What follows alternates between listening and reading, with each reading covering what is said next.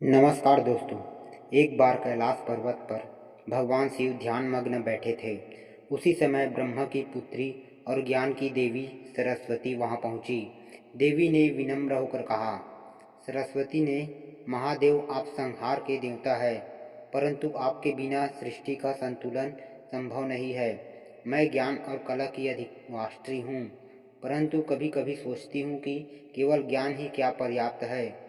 बिना बल और संहार के क्या सृष्टि चल सकती है? शिव जी बोले, देवी आपने गहन प्रश्न किया है।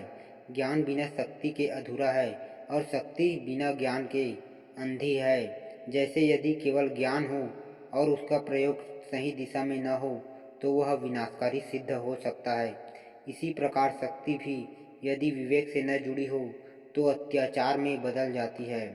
सरस्वती जी बोली, सत्य है प्रभु। जब मनुष्य ज्ञान को स्वार्थ के लिए उपयोग करता है तो वह असत्य और अधर्म को जन्म देता है। इसी कारण मैं प्रार्थना करती हूँ कि आप जैसे देवताओं का संतुलन इस संसार में बना रहे। शिव जी बोले, देवी यही सृष्टि का नियम है।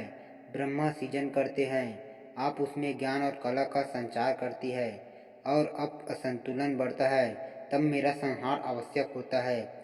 यह संहार अंत नहीं बल्कि नई शुरुआत का मार्ग है, जैसे शरद ऋतु के बाद बसंत आता है।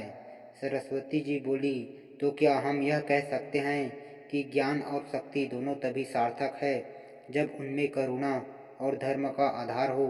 शिव जी बोले, हाँ देवी, करुणा ही सेतु है जो ज्ञान और शक्ति को मानवता की भलाई से जोड़ती है।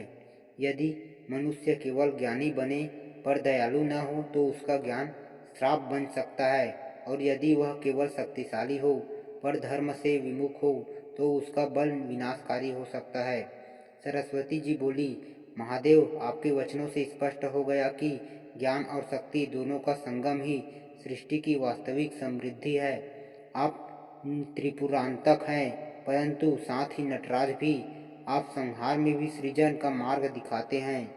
शिव जी बोले, और आप वीणावादिनी हैं, जिनके सुर संसार को दिशा देते हैं। जब तक आपके स्वर हैं तब तक मनुष्य का हृदय सत्य और सुंदरता की ओर आकर्षित होता है। दोनों देवताओं का यह संवाद युगों के लिए संदेश के ज्ञान और शक्ति का संतुलन ही धर्म है। जहाँ ज्ञान हो वहाँ विवेक हो, और जहाँ शक्ति हो वहाँ करुणा हो, तभी जीवन पूर्ण और सृष्टि संतुलित रह सकती है।